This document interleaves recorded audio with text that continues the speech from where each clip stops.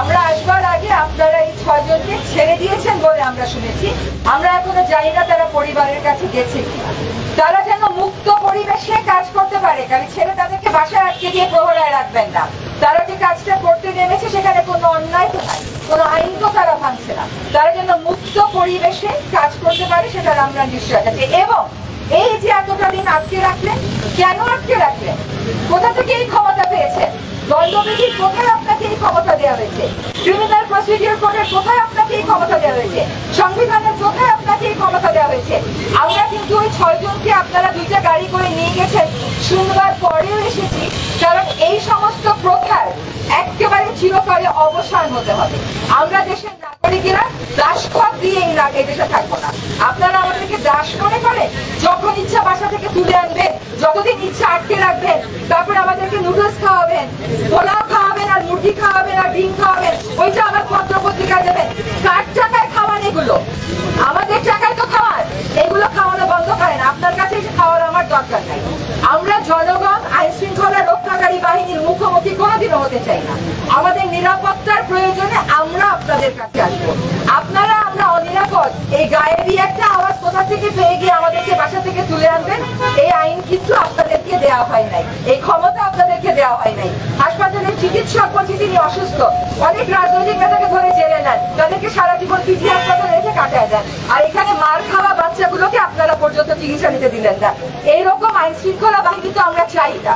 আমরা চাই সেরকম আইন শৃঙ্খলা বাহিনী যারা আমাদের কথা শুনবে। আজকে রাস্তার ওই পারে দাঁড়িয়ে অনেক আইন শৃঙ্খলা রক্ষাকারী ভাইয়েরা আমাদের কথা শুনছেন। আগামীকাল আমি একটা কাজের জন্য আপনার কাছে আসবো, আপনি আমাকে সেই সেবা দিবেন তো? আপনারা বাংলাদেশ পুলিশ হবেন, আপনারা Awami League police, BNP police, জাতীয় পার্টি পুলিশ হবেন না, আপনারা বাংলাদেশ পুলিশ হবেন।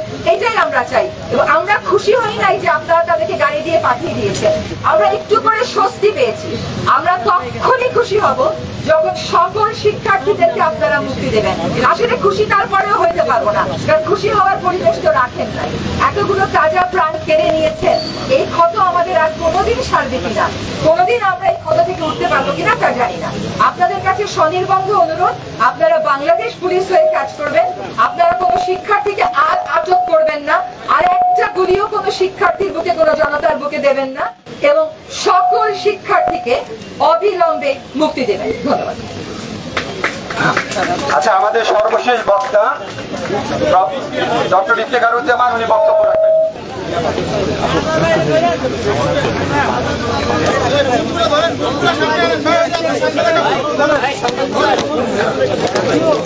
আমার যা বলার ছিল প্রায় সবই বলা হয়েছে। আগে নতুন করে যা বলা হয়েছে সেগুলো পুনরাবৃত্তি করতে চাই না। আমি যে একটি কথা শুধু নিচে রেখেন, নিচে রেখেন, ঠিক আছে। আমরা যেটা লক্ষ্য করলাম গত 3 সপ্তাহে, সেটি হচ্ছে যে ক্ষমতা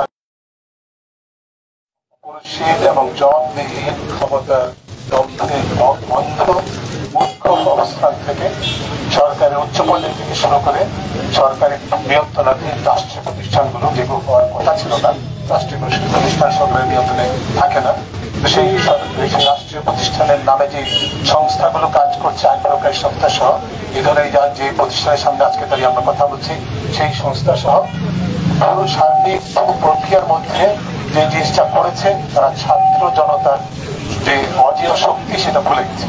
আমাদের ইতিহাস যে শিক্ষা দিয়েছে, যে ইতিহাসের পুরস্কারে পুরস্কৃত এই আমাদের ক্ষমতা অধিষ্ঠিত ব্যক্তিবর্গ থেকে শুরু করে যাদের কথা বললাম, তারা সকলে যে কারণে তারা আজকে স্বাধীন দেশে বাস করে, সেই ছাত্র জনতার শক্তিকে, ক্ষমতাকে এবং তাদের যে বল অজেয় শক্তি সেটাকে ভুলে গিয়ে তাদের উপরে নির্বিচারে অত্যাচার গুলি চালিয়েছে। এবং শুধু তাই নয়, একইভাবে উচ্চ পর্যায় থেকে শুরু করে এই সমস্ত প্রতিষ্ঠানগুলো মিথ্যাচারের আশ্রয় নিয়েছে, প্রতারণার আশ্রয় নিয়েছে। প্রতিটা পর্যায়ে, প্রতিটা বিষয়ে জনগণকে মূর্খ মনে করেছে, অথচ নিজেরা যে মূর্খতার পরিচয় দিচ্ছে সেটা তারা ভুলে গেছে।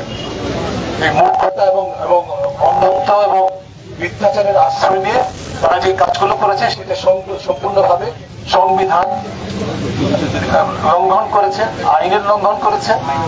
জাতীয় আন্তর্জাতিক যে পেশাগত উৎকর্ষের কথা তারা বলে থাকেন, যে প্রশিক্ষণ তারা পেয়েছে সেগুলোকে পদদলিত করেছে, সেটা পদদলিত করে আমাদেরকে প্রতারণা করার চেষ্টা করেছে। কিন্তু তারা ভুলে গেছে তাদের মানদণ্ডে দেশবাসীকে দেশবাসী তাদের মতো মূর্খ নয়, মিথ্যাচারও নয়।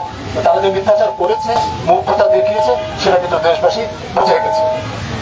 এবং আমি যেটা বলবো, এটা তারা করতে পেরেছে এই কারণে যে তাদের মধ্যে একটা ধারণা সৃষ্টি হয়ে গেছে।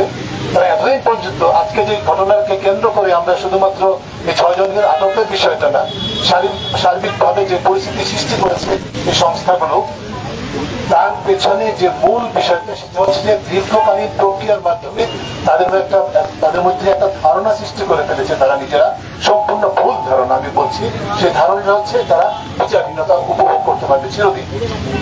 যদি তাই হয় আপনি কেন মিথ্যা কথা বলছেন? বন্ধ করুন মিথ্যা কথা। আপনি বলেন যে আমি নির্বিচারে গুলি করেছি, রংপুরে ছাত্রকে হত্যা করেছি, আমি নির্বিচারে আটক করে রেখেছি 6 জন সমন্বয়কে, আমি নির্বিচারে সারা দেশের অসংখ্য মানুষকে, শিক্ষার্থী সহ শিক্ষকদেরকে সহ নির্বিচারে অন্যায় করছি, অধিকার হরণ করছি, মানুষের স্বাধীনতা হরণ করছি, মানুষের ছাত্রদের সম্পূর্ণ যৌক্তিক, সম্পূর্ণ নৈতিকভাবে নৈতিকতার দৃঢ়তায় বলিয়ান যে দাবি, সেই দাবিকে যে সরকারও ঘোষণা করেছে তারা সমর্থন করে, সেই দাবি আন্দোলনে নির্বিচারে আমরা অত্যাচার করি, তারা অত্যাচার করেছে এবং তারা সেটার জন্য তারা লেলিয়ে দিয়েছে তাদের সমর্থন পুষ্ট সংস্থাগুলোকে, যার মধ্যে ছাত্র সংগঠন জড়িত। এই যে মিথ্যাচার নির্ভর সরকার পরিচালনা, রাষ্ট্র পরিচালনা, তার থেকে সরে আসতে হবে। কারণ দেশবাসী জেনে গেছে যে এটা মিথ্যাচারের গভর্নেন্স, মিথ্যাচারের উপর ভিত্তি করে সরকার পরিচালনা হচ্ছে।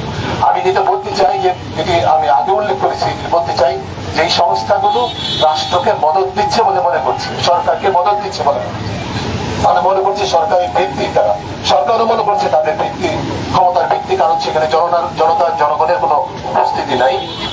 সরকারের যে ক্ষমতার ভিত্তি সংস্থাগুলো, এবং এই সংস্থাগুলো যে মিথ্যাচারের উপরে পেশাগত সংসদ এবং সংবিধান এবং আইনের লঙ্ঘনের উপর নির্ভর করে পরিচালিত হচ্ছে, এটি তারা ভুলে যাচ্ছে যে এটি কিন্তু চিরস্থায়ী হওয়ার ধসে পড়তে বাধ্য। যে প্রতিষ্ঠানে শুদ্ধাচার নেই, যে প্রতিষ্ঠানে সততা নেই, যে প্রতিষ্ঠান মিথ্যাচার দিয়ে পরিচালিত হয়, সেই প্রতিষ্ঠান কোনোদিন টিকবে না, টিকতে পারে না। সেটারই প্রমাণ কিন্তু আমরা দেখছি। আমি বলবো না, সময় আছে এখন।